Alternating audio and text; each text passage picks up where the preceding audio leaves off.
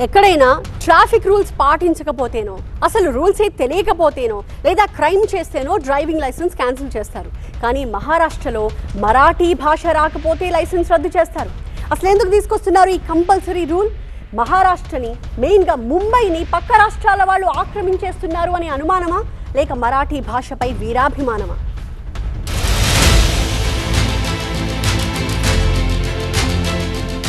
సరే, ముందుగా ఒక డేటా చెప్పుకుందాం.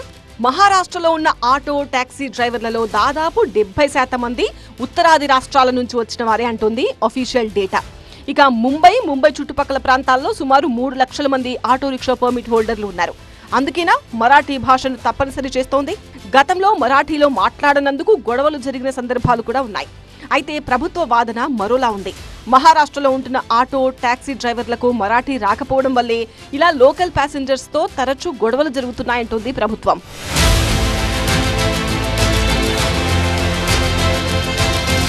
కారణం ఏదైనా స్టీరింగ్ పట్టి రోడ్డు మీదకొచ్చి ఆటో కావాలా అని అడగాలంటే మాత్రం మరాఠీలోనే అడగాలి.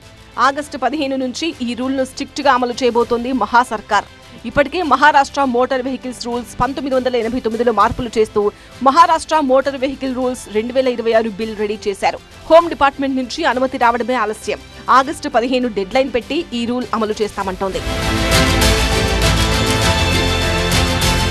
మరాఠీ వస్తేనే ఆటో టాక్సీ నడపాలనే నిబంధనపై చాలా సీరియస్ గా ఉన్న ప్రభుత్వం భాష రాని వాళ్లకు మరాఠీ నేర్పించే పనిలో ఉంది. మరాఠీ రాని లక్షల మందికి పైగా డ్రైవర్లకు ఇప్పటికే 3 నెలల ఫంక్షనల్ మరాఠీ కోర్సును పూర్తి చేయించింది. దీనికి సంబంధించిన లెర్నింగ్ విండో గడువు కూడా ఆగస్టు 15తో ముగుస్తుంది. అందుకే ఆగస్టు 15 డెడ్ లైన్ గా పెట్టింది.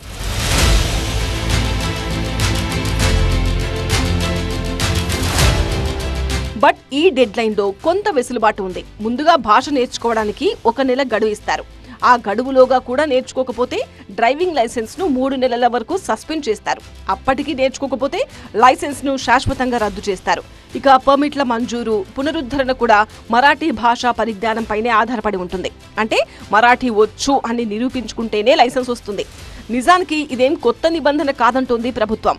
1989 మోటార్ వెహికల్ చట్టంలోని నిబంధననే ఇప్పుడు సీరియస్ గా అమలు చేయాలనుకుంటున్నాం అని చెప్తోంది.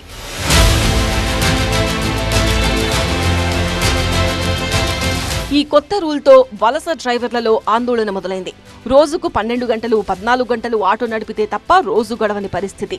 ముంబై లాంటి హెవీ ట్రాఫిక్ ఉన్న నగరంలో ట్రాఫిక్ లో చిక్కుకుంటే ఇక ఆ రోజుకి సగం మెతుకులే.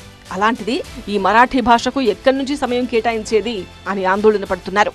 పైగా దేశంలో ఎక్కడైనా ఉపాధి పొందే హక్కు రాజ్యాంగం కల్పించినప్పుడు కేవలం భాష పేరుతో లైసెన్సులు రద్దు చేసి పుట్టకొడతామనడం ఎంతవరకు కరెక్ట్ అని వాదిస్తున్నారు.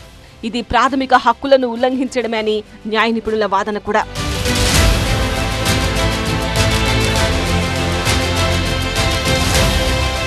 సో లోకల్ ప్యాసింజర్ల సౌలభ్యం, భద్రత కోసమే ఈ నిర్ణయమని ప్రభుత్వం చెబుతున్నప్పటికీ వలస డ్రైవర్లను కట్టడి చేసేందుకే, ముఖ్యంగా స్థానిక రాజకీయ ఒత్తిళ్లతోనే ఈ నిబంధనను తెచ్చారన్న వాదనలు గట్టిగా వినిపిస్తున్నాయి.